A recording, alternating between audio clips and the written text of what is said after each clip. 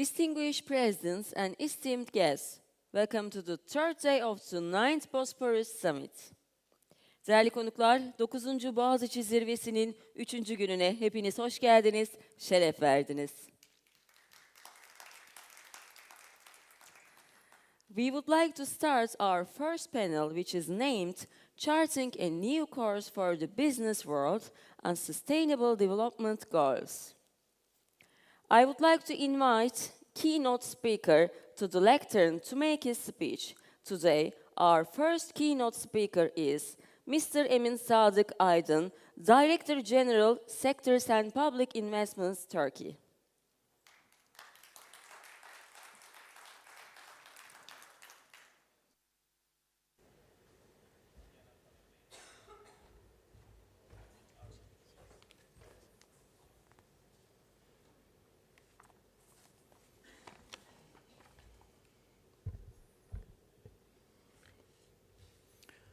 Efendim herkese günaydın.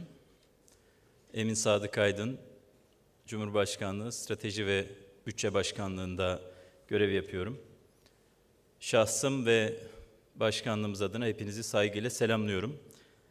Müsaade ederseniz bu kısa Türkçe selamlama konuşmasından sonra konuşmamı İngilizce devam etmek istiyorum ki belki birazcık daha ilgiyi, takibi artırmış olalım. Good morning, all. Distinguished participants, ladies and gentlemen. I would like to welcome you all. It is a great pleasure for me to deliver this keynote speech at this very important summit. I would like to thank Boğaziçi University Business People Alumni Association,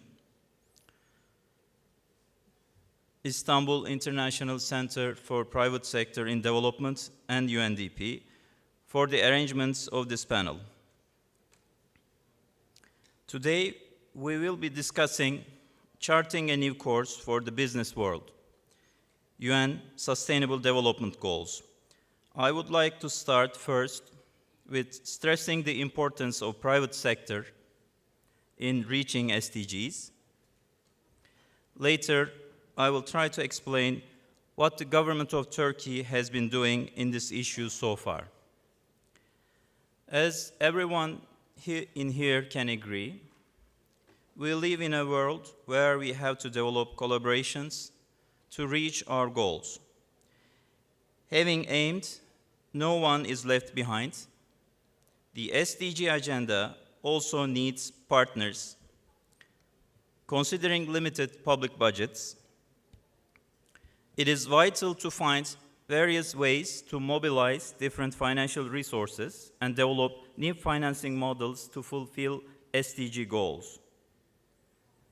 According to the 2017 World Investment Report, published by United Nations Conference on Trade and Development, at current levels of investment, developing countries alone face an annual gap of $2.5 trillion for reaching the SDGs.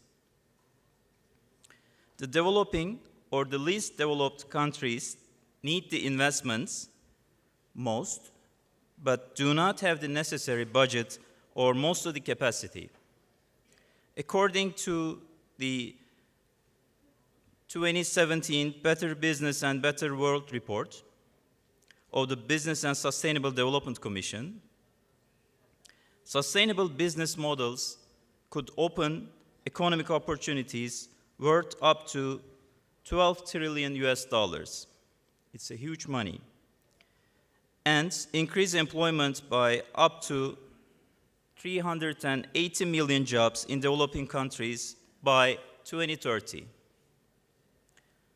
This report addresses a market opportunity of $12 trillion in 4 economic areas: food and agriculture, cities, energy and materials, health and well-being.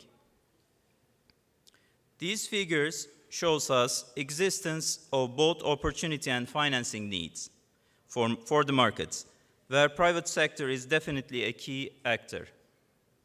Private sector can promote innovative solutions for development challenges, become an engine of technological development and innovation. It can also provide sustainable and affordable goods and services. Thus, it can support economic growth, social inclusion, and environmental protection in line with the Agenda 2030. It is important that the governments make policies in accordance with the respective socio-economic conditions of the country and guidance on potential investment opportunities for the private sector to foster sustainable development. Besides, incentives should be developed for the companies in order to facilitate their access to large and promising new markets. I would like to continue with what the government of Turkey has been doing in this regard. Strategy and Budget Office, which is a newly created office, is the coordinator institution for SDGs in Turkey. As part of our coordinator role for SDGs, we have done a stock-taking analysis and a mapping of SDGs for determining the interlinkages. As part of our analysis, we see great potential for private sector involvement for the SDGs, particularly the first one for the SDG 6 on clean water and sanitation, SDG 7 on affordable and clean energy, especially for renewable energy and energy efficiency, SDG 9 on industry, innovation, and infrastructure, including development of clean production technologies with high added value, digital infrastructure, R&D, and last but not the least, SDG 11 on sustainable cities and communities, covering wastewater treatment, access to housing and basic services, urban transportation, and disaster resilience.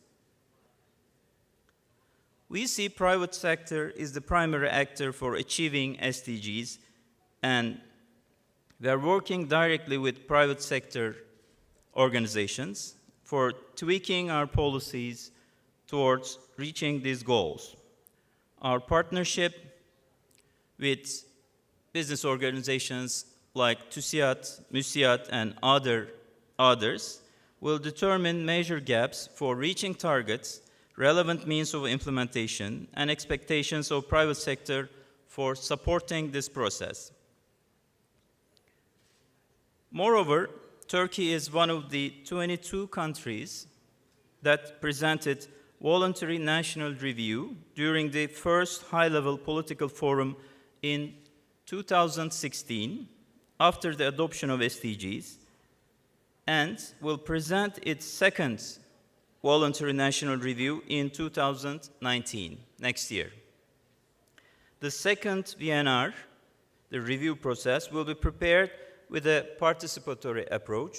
In this regard, we are giving utmost importance to the views of private sector, and we will reflect their contribution to the VNR.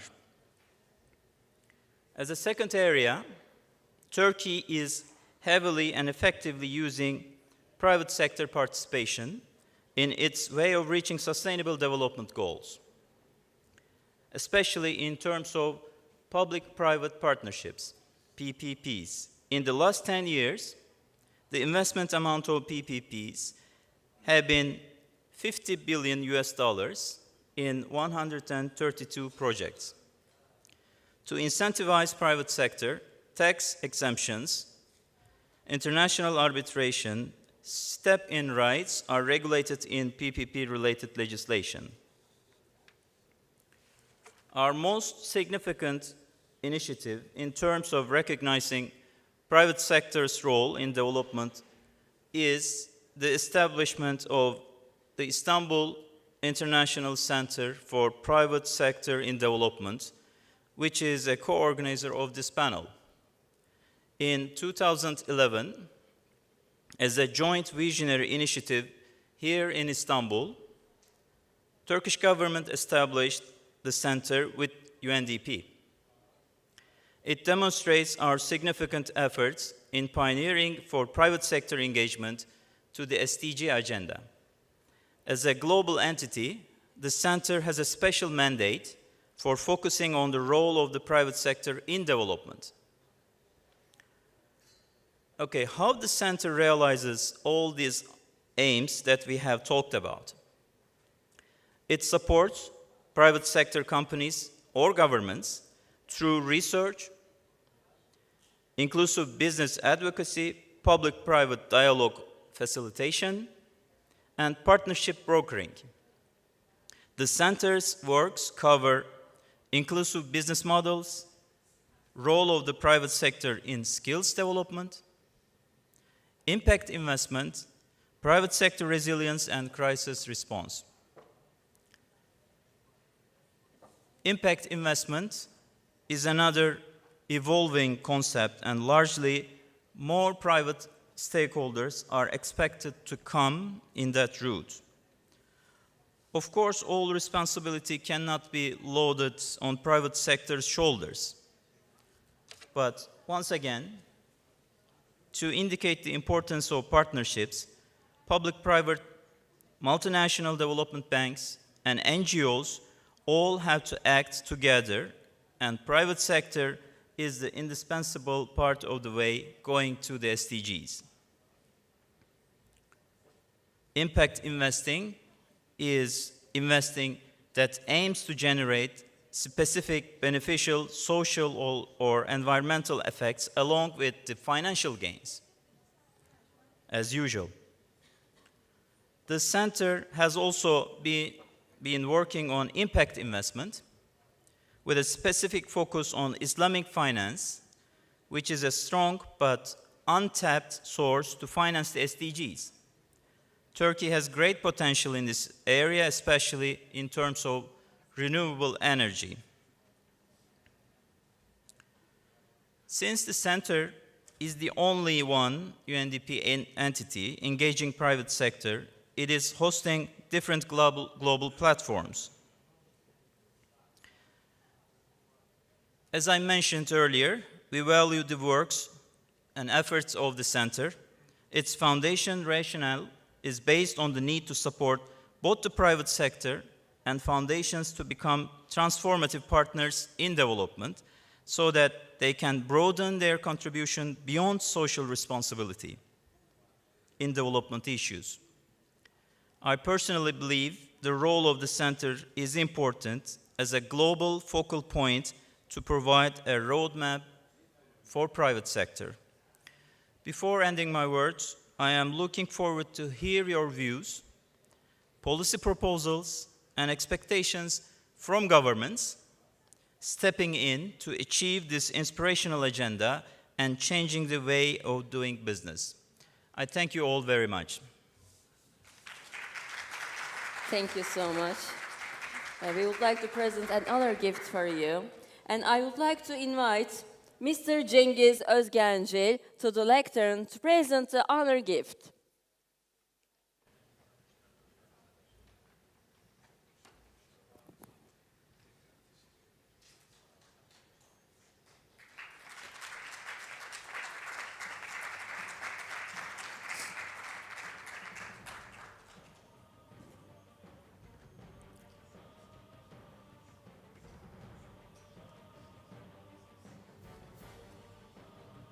Thank you.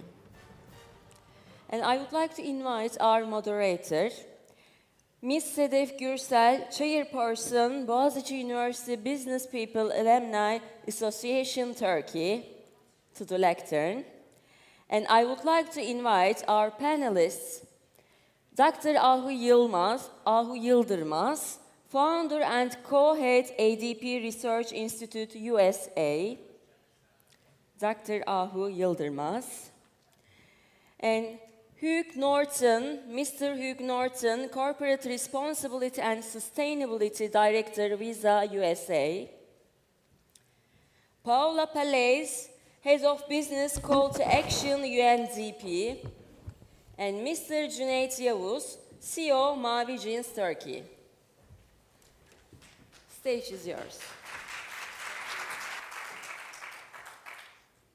Thank you. Good morning and welcome, everybody. Thanks for being here with us. First of all, I'd like to thank Mr. Emin Sadık Aydın for the information that he has shared with us. And I am hopeful to hear all that he has shared, that the three parties, NGOs, government, and public sector, will act together to achieve the progress that we need on SDGs. Can you hear me all right? Perfect. Thank you. Now, over the course of the last 2 days, we have heard a lot about the problems our world is facing and the global threats that is looking at us in our future.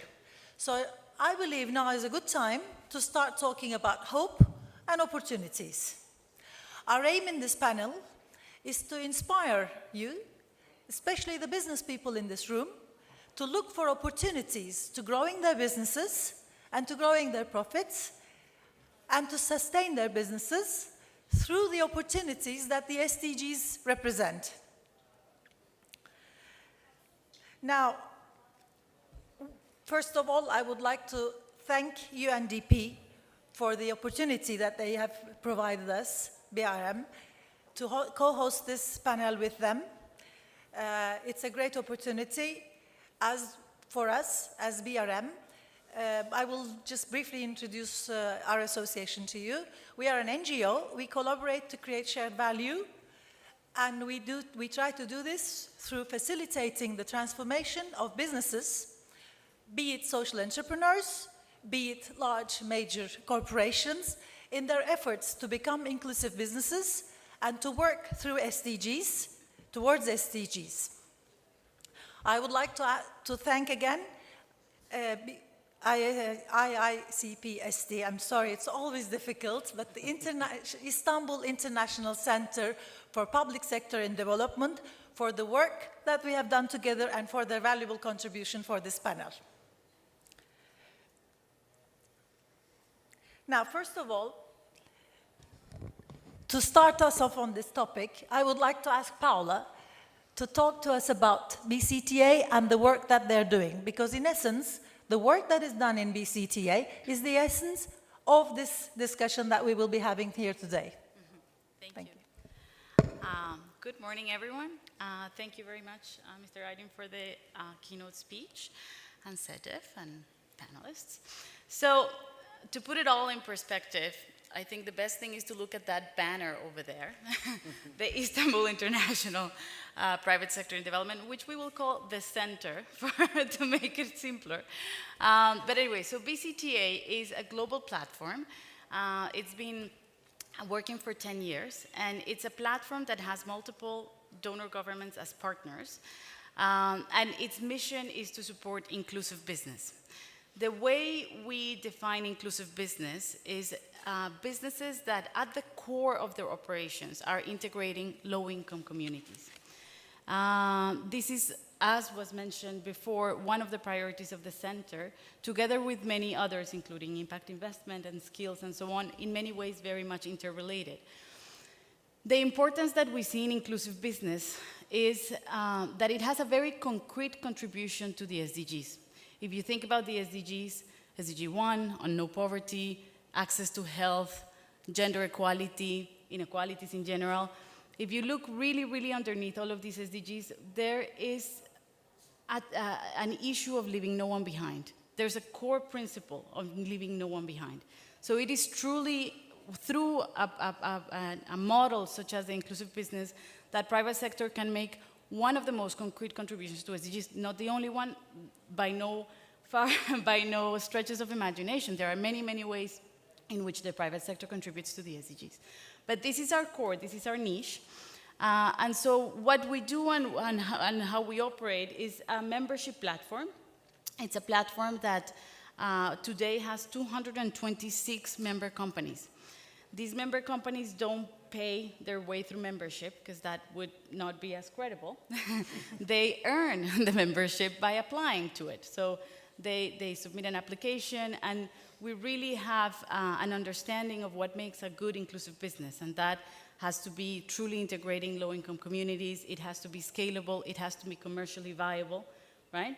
And it has to integrate the BOP, and it can integrate the BOP in different ways. It could be as shareholders, as employees, as consumers, distributors, suppliers. There's many ways of integrating the BOP and really making them part of our economy.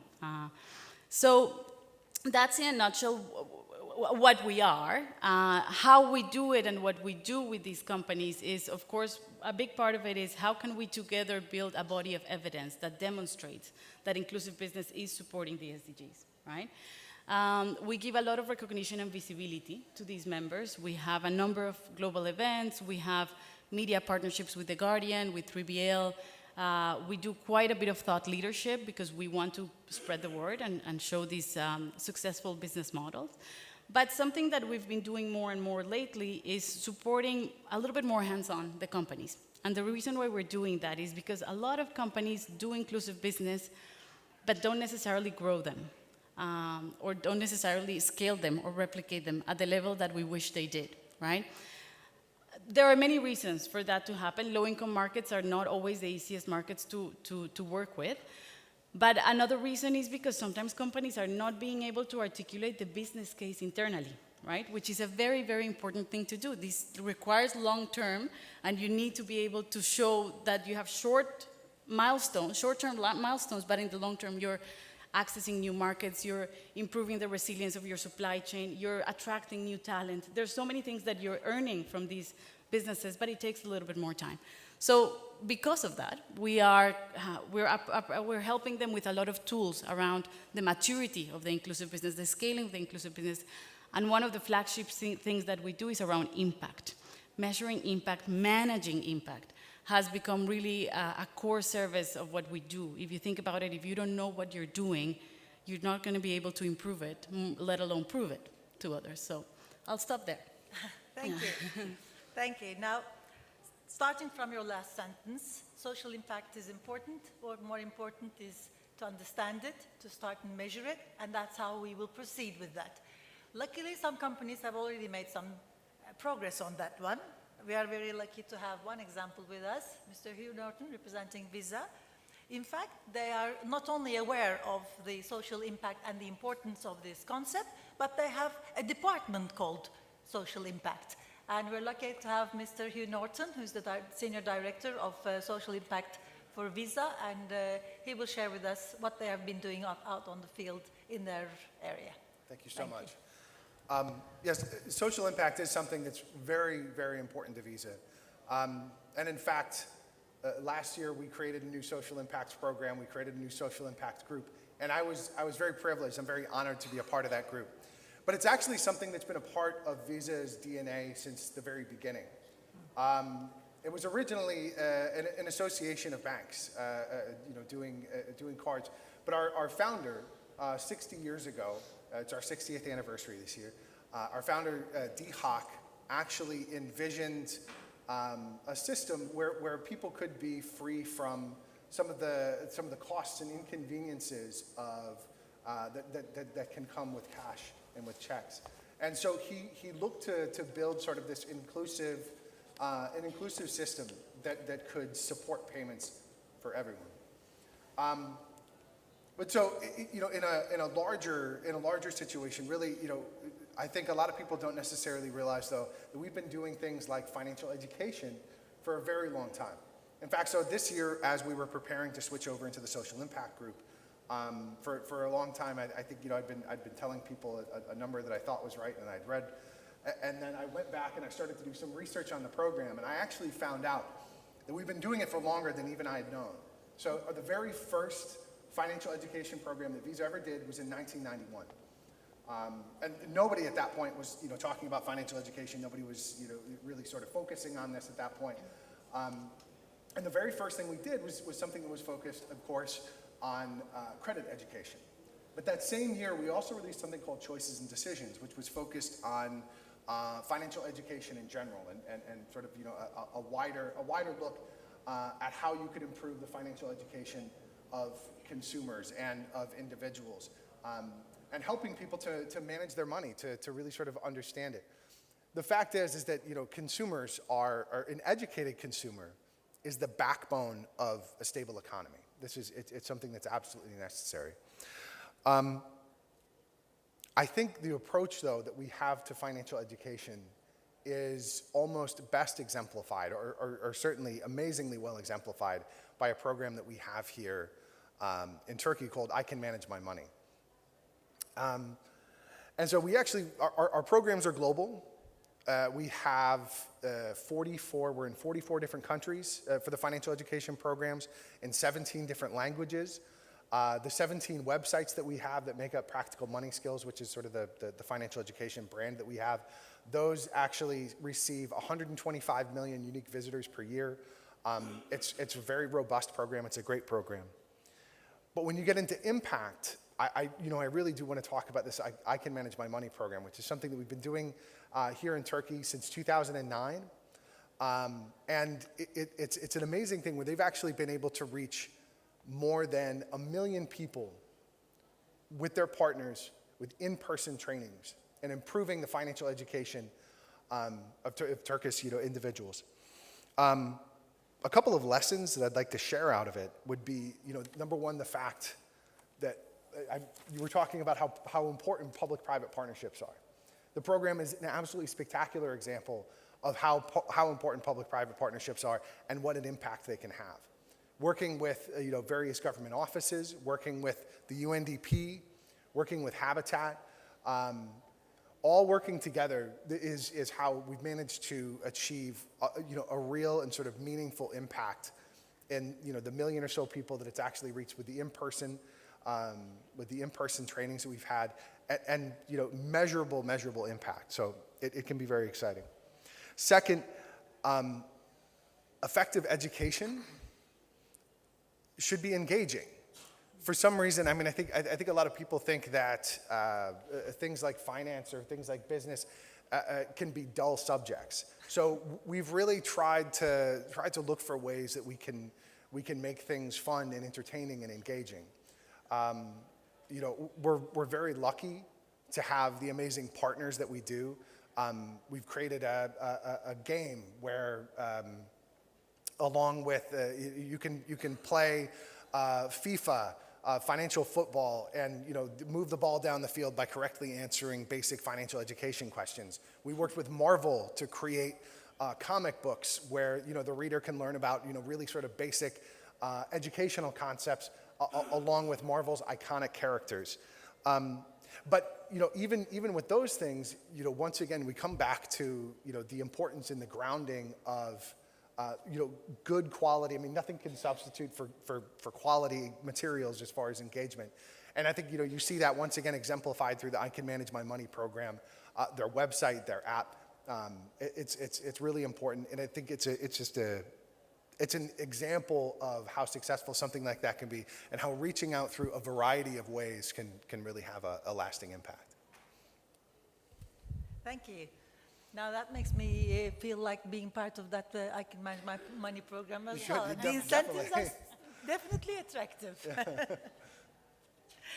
Now, with this note, I'd like to ask Mr. Cüneyt Yavuz to comment on what we have heard so far and what they're doing on their grounds.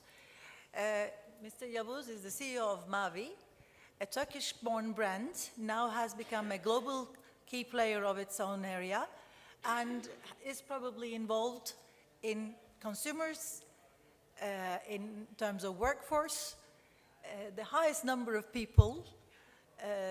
So it's more human type of work that they're doing. And recently they've had an IPO. That means now they have a high number of shareholders as well. So there's a lot of human element involved in every single decision that they make in Mavi. So let's hear from them how that has impacted them. Thank you for that kind introduction. I think what we're discussing here, when I'm standing back, is that the whole policy and politics of making money and being profitable is changing. The whole definition of what it means to make money and be profitable is changing. And it is also, as you just alluded, is also impacting us. aspiring international Turkish company, let's say. Global would be a stretch, but we are active in US, Canada, Europe, and we have still ground to cover across the globe, but we have our eyes set on it and we'll go, for sure. Now, I think one thing that's, critical from the onset is the whole culture element. And it starts with the management and the top management living and breathing this culture of inclusiveness, and with this especially new generation that is out there, who is proactive, who's very keen of making sure that they have a share of voice of what's going on with the company, and also they're searching for meaning. It's not just the employees, of course, the consumers that we're addressing, as you just mentioned. I mean, we're selling jeans, and that's definitely a young, aspirational product. And therefore, the whole generation or the consumer that is out there is also connecting with the office. So Turkey in itself is a young nation. The office in itself is also similar to Turkey demographics and sociology. It's young and very aspiring. And so is our consumer. And hence, I think one of the critical things that at Mavi we constantly strive at and do a pretty good job at is making sure that the in and out is quite well connected. So our choices, if I can, give a few examples of environment, for instance. I mean, one of the critical things in the textile industry, because we're selling textiles, we're not manufacturers, by the way. We are full designers. We collaborate with more than 130 suppliers across the globe and in Turkey. And the whole design is ours. But of course, the whole impact of water, chemicals, the social compliance, the employers is a critical touch point where we can make an impact. Therefore, who we work with, who they are, how they are behaving, becomes a critical part of the whole ecosystem. So as part of being a good citizen, you set the tone of what's going on the other side of the fence, and you set the mechanism. If not for anything, you have a brand to protect. But at the same time, you want to make sure that your good citizenship transcends. Now, whatever we do at Mavi, it has to also come back to play within the company. Since we do a lot of focus on environment, waterless production, for instance, jeans require a lot of water.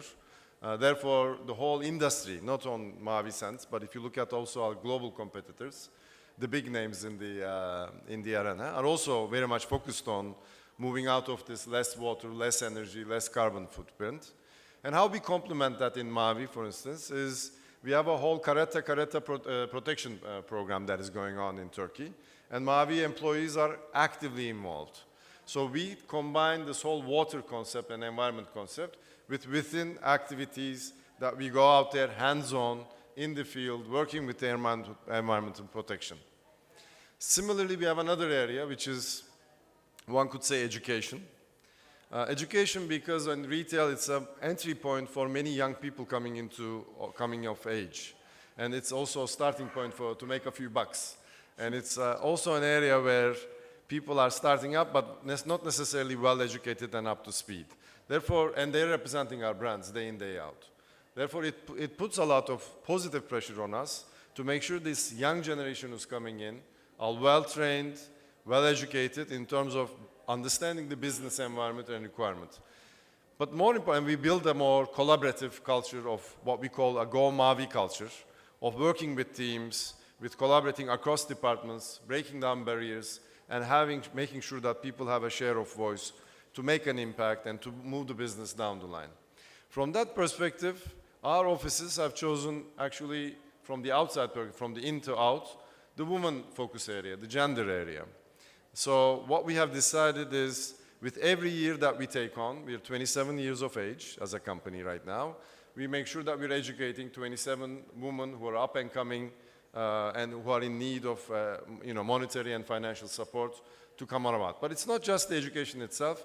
We make sure that the offices are open-armed, that these ladies are coming in and mentored by us, get a feel of cultural transformation, get a feel of what is out there, what it takes to be a woman in the business environment. Of course, when we say that, we have to also make sure that within the office, also woman power, bottom up, has to be there. Yeah, it's not just me as the CEO being there. So the culture setting has to be there. And I'm happy to say that in terms of gender equality, ranks of Mavi, and how we are building the careers and touching lives within the offices also from a gender perspective, is an active area. So net, I think it's still early stages. We were talking about this prior to the panel. We still have challenges and opportunities in terms of touching lives and improving lives from those that are in need and how we can impact socially as a company. But I think with the ideas and the tone that we're setting here, as a company, we're on the right track to continue to be socially compliant and also helping back and giving back to the community that we're operating in. Thank you.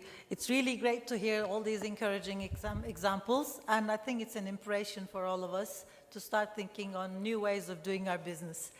I'd like to ask Ms. Ahu, to share with us now some very important findings.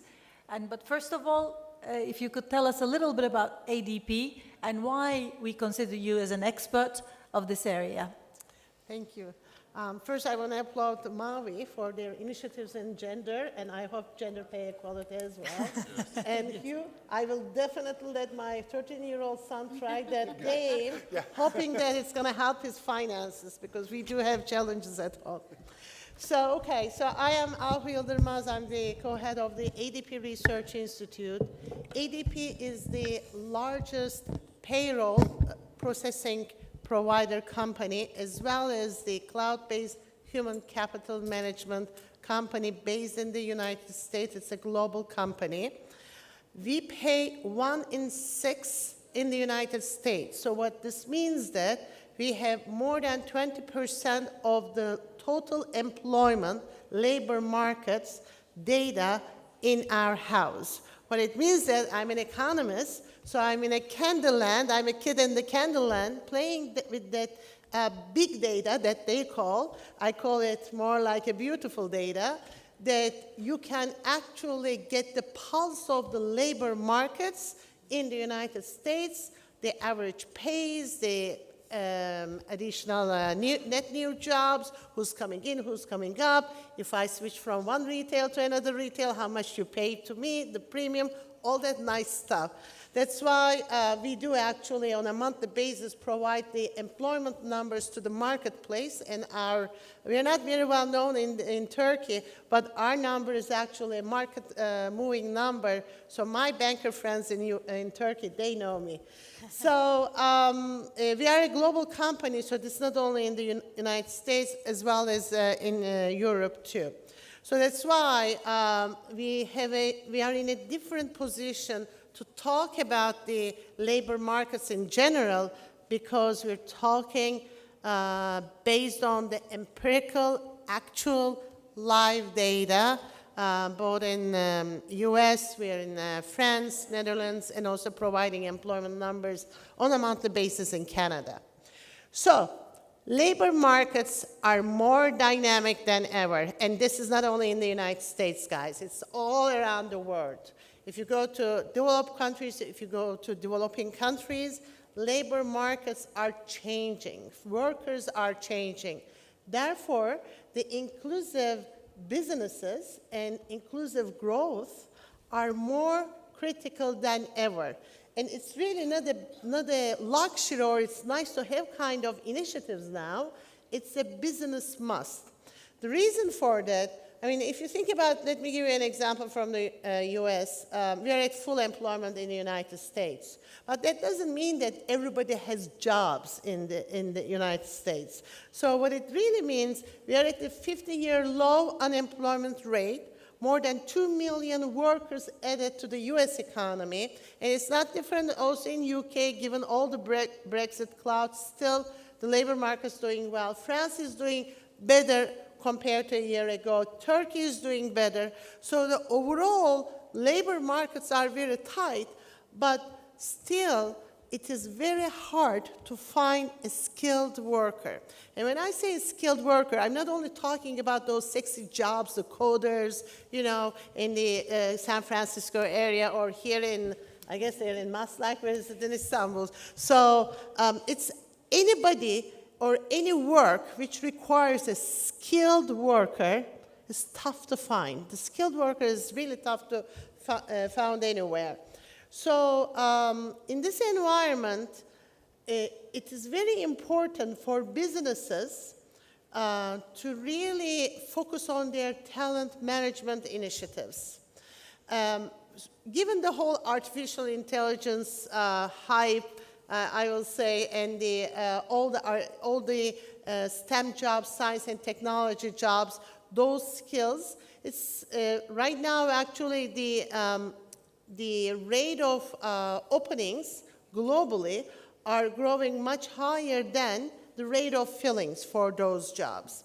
So given that, now the employers have to really focus on their talent management process. And it's a cycle, right? It's you have to attract a worker, and then you have to engage the worker, and then you have to retain the workers.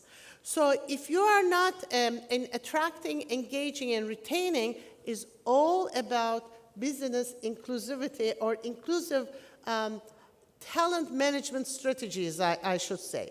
It's not only about the gender, it's also about the race, it's also about the age as well. So the question is, how in this economy globally, how in these dynamics labor markets, we will find the right talent and we will keep them, we will engage them to get the productivity and also keep them.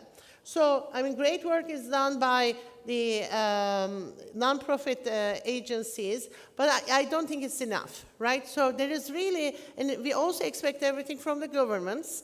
Yes, governments play a very, very major role, but the businesses, private business, has to be there. So, as our keynote speaker mentioned, it's a key critical leg of the triangle, I will say. It's the academia, it's the nonprofit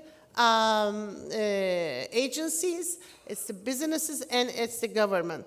The question is how we're going to find a balance while the economy and labor markets are moving to different skill-based jobs, how we will really include the, I don't want to call it unskilled workers, but those workers who were skilled based on the old-fashioned skill sets. And manufacturing is a very good example, and media is another example, right? The media actually is in a very much in disruption right now, and that's because of the digital content is really coming into the media, and the whole skilled needs are different, right? So the question, again, we all have to think and address how we're going to include all backgrounds from an employee perspective, from a worker perspective, into these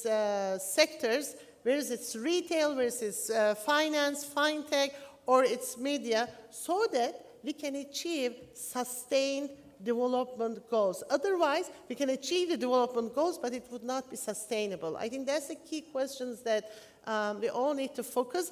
And I want to alert employers, like the CEOs or CHROs in the room, the next biggest challenge that the employers globally will face is finding the worker. It's not finding a human body to work. It's finding the worker who is equipped with the skill sets to perform and to run the businesses. And I don't know if we have that issue in Turkey from really finding the right talent, but I know Wizza is challenged from we call it now, there's a new sector, FinTech, finance and technology combined. But I'm sure we also experience in the other sectors as well. I can see Mr. Yavuz nodding there, having the challenge of managing a huge team of workers, a big team, and also all of them being young and in their first, most probably their first jobs, probably are a difficult group to not maybe so much to attract, but to engage and to retain. Exactly. So let's hear from you, your side. What do you have? Thank you. Couple of points. I mean, I totally agree with Ahu. I mean, the gap, I mean, I think US made an analysis recently, or I don't know what association, that from a STEM perspective, US has a gap. Forget about Turkey. Turkey, most recently, I heard that, we will have a requirement of 700,000 engineers and we're just, graduating 300,000 of them. So there is also a gap in Turkey. And on the face of it, some of you might think that it's a bricks and mortar job we're doing. I mentioned the young and aspiring staff that is at the storefront selling our products. But at the back office, the job itself is big data management, artificial intelligence, looking at a lot of technical stuff. So if you come into an office, it's a tech office. It's an intelligent office. It's, looking through the whole life cycle of a single T-shirt or a blue jean from end to end, all the way from manufacturing it to making sure that it's recycled properly from a sustainable perspective. Just to add another point, so there is this challenge, definitely. And as the digitalization process is going on, and Turkey is in a catch-up mode, but soon enough, this gap is going to widen, and we see it already. The lucky ones have already a positive salary gap. There is a huge demand versus what is the supply. And Turkey will go through this crunch for sure. But I'd also like to add that from an international perspective, just to top it off, when we were going through the IPO process, which was also another great eye-opening process, both the process and the end result. Through the IPO process, many potential international investors were asking us, what's your profitability outlook, what's your growth outlook? They were asking us about sustainability projects.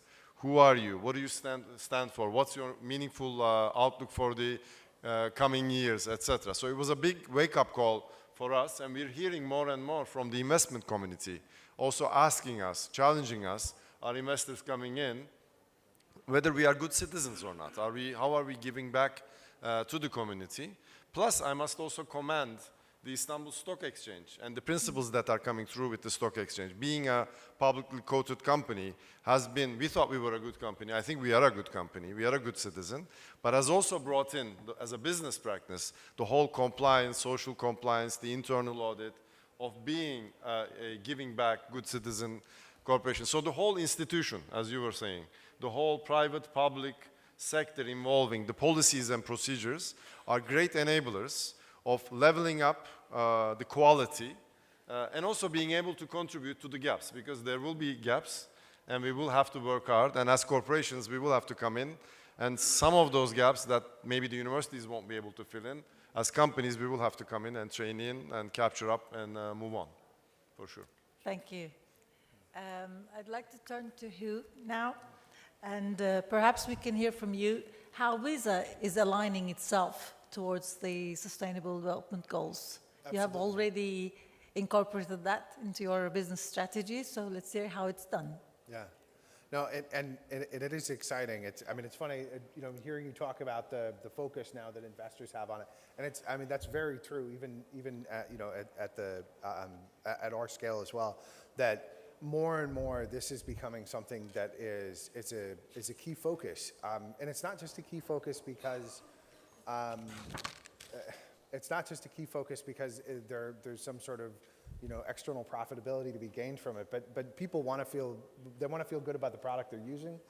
Employees want to feel proud of the company that they're working for. Increasingly it's an important thing, even from that standpoint.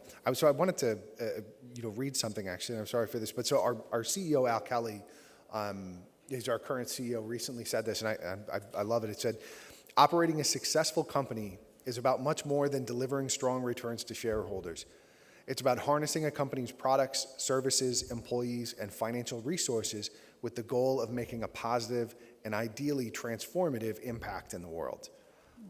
This is sort of the core to Visa's commitment to the SDGs. This is at the core of that. So we are a global payments technology company.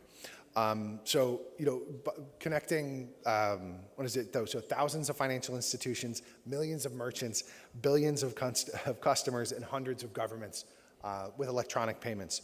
So even at the core of our business, that leads to goal number 8, which is decent work and economic growth. So those are our primary contributions. But electronic payments actually play a role in stimulating growth. So research has actually shown that the positive correlation between the increase in electronic payments and GDP growth. So, the more we grow electronic payments, the more we can contribute to an economy. But in addition to those primary contributions, with with goal 8, we can support goal number 1, reducing poverty by growing the business, expanding access. Goal number 5, by empowering women. I mean, certainly that's something that's very, very important to our business. And then, as well as goal number 13, in far as taking urgent action to combat climate change impacts, and goal number 16, promoting just and peaceful, inclusive societies. But getting back to, I can manage my money, I mean, this is also something that lends to the SDGs and what we're working with that. Insofar as, once again, meeting that goal number 1 with no poverty, goal number 12, responsible consumption and production. These are all things that are core to, those learnings. But something Visa has recently, as a part of the social impacts program, our focus has really shifted towards looking at helping micro and small enterprises. And I think it's an increasingly important community in the business world. It's something that's going to have, I think, an increasing impact on the SDGs and in a sustainable world.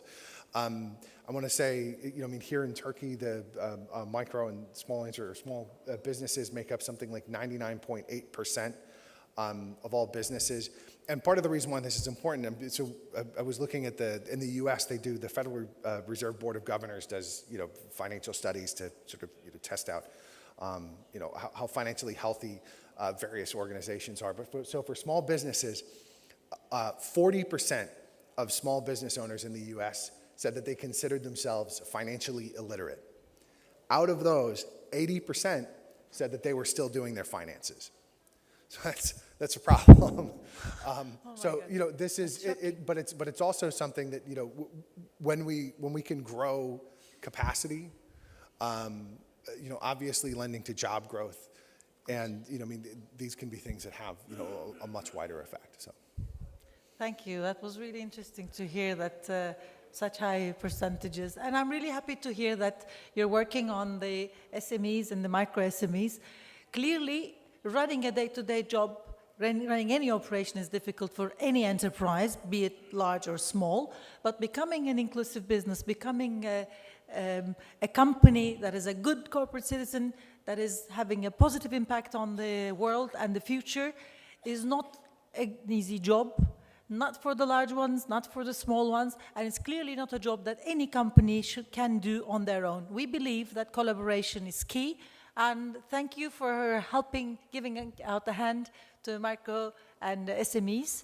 I think the BCTA, IISP, CPSD, the center, okay, let's just call it simply the center, and other nonprofit organizations, and ourselves, of course, we will be there, and we need the governmental agencies to be there as well to help the companies move forward in their journey. Now, I'd like to have the final word from Ms. Sahu Yıldırmaz as how she sees, through all the data that is passing through their offices, what is the future looking like for us? So we get this question all the time, right? The future of work. Okay, I'll ask something else. No, this is actually, I'm going to go somewhere else, so we'll differentiate it. Everybody talks about future of work, and I actually went to my team back in New Jersey and said, and I have 2 Turkish girls actually in my team, very hard worker, great team members. So I said, like, girls, we got to do something about the future of work. Every institute publishing, McKinsey publishing. And then we said, but what? And then we started looking at the literature, and we saw that everybody's talking about the impact of technology, impact of, how the technology, how the finance will impact the future of work, automation, artificial intelligence, bitcoins, et cetera, et cetera. So then we said, we're a human capital management company, so why don't we look at what's the impact to human, to us, to workers, to employers, to the C-suite? What's the impact? What's the human impact of the future of work? And then we started this Evolution of Work series, and you can go to our website, adp.com/research, to find the whole fully loaded white papers. We actually, the research revealed that, and we did a global survey, all countries, you know, we talked more than 8,000 employees and employers, so it was a robust survey. What the research revealed that there are 5 human-centric needs at the workplace, and these are all on our website. So those 5 human-centric needs are freedom, flexibility. They're all technology-related still. Freedom or flexibility, knowledge sharing, right? People now sharing the business work in their Instagram. I know retail does that. And the third one, I always forget this, so I'll look to be fast. Stability is the job security stability. And the fourth one was self-management autonomy. In other words, I don't need there's no hierarchy. I don't need a boss, right? We can actually run our own businesses within the small teams within the firm. And the last one was the meaning.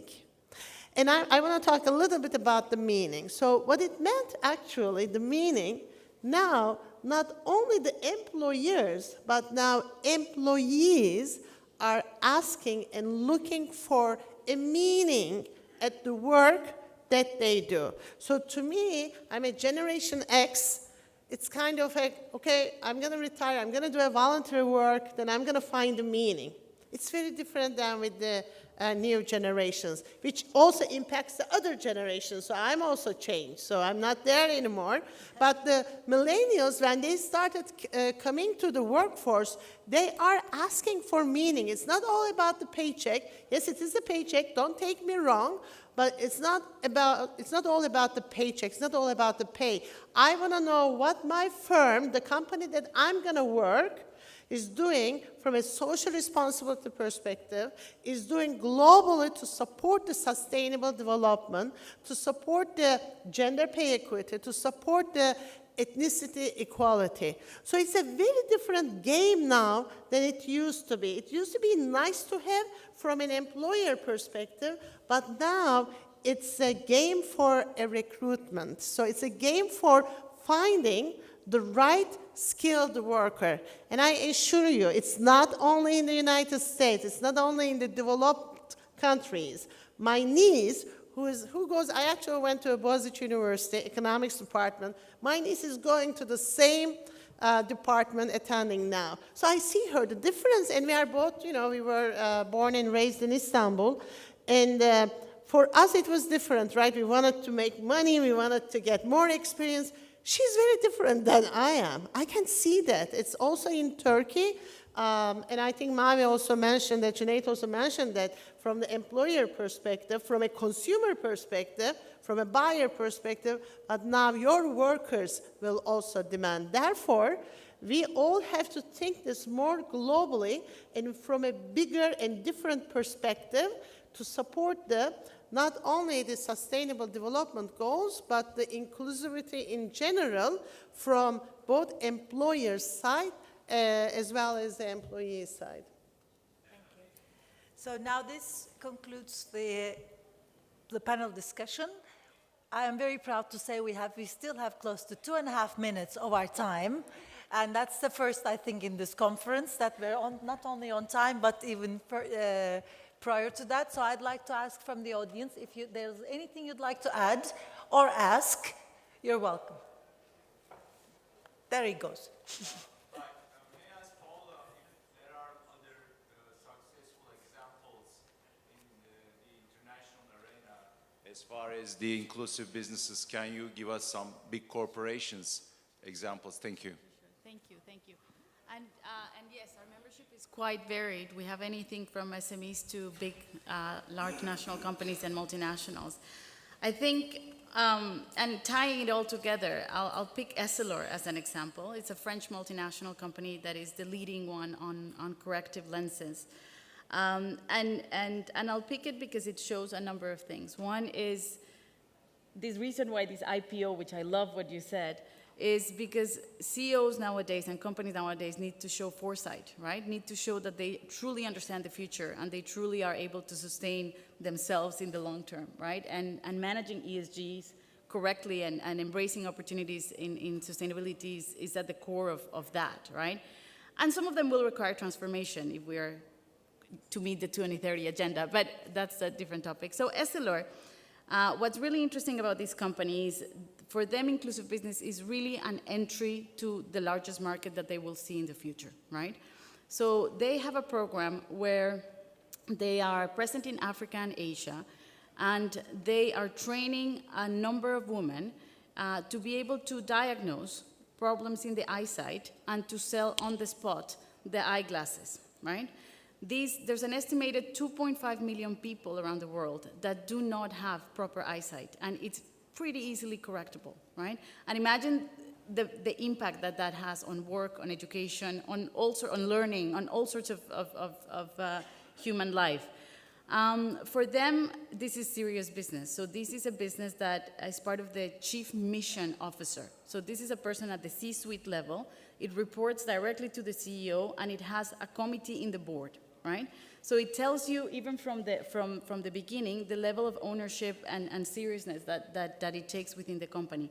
The person who leads that is the person who used to run all the Asia operations for Essilor, right? So it sends a very interesting tone from the beginning. Essilor in total is an $11.5 billion company.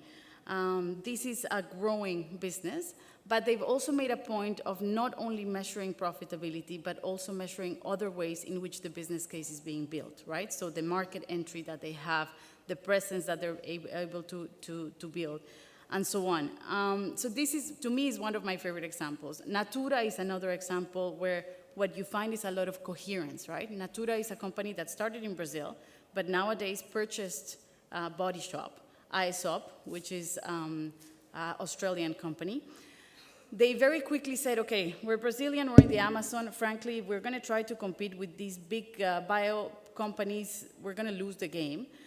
We don't have those sophisticated laboratories, but we do have the Amazon here, and we can create a full line of natural cosmetics. So they have natural cosmetics, but they do it very much in harmony with the Amazon and protecting the biodiversity.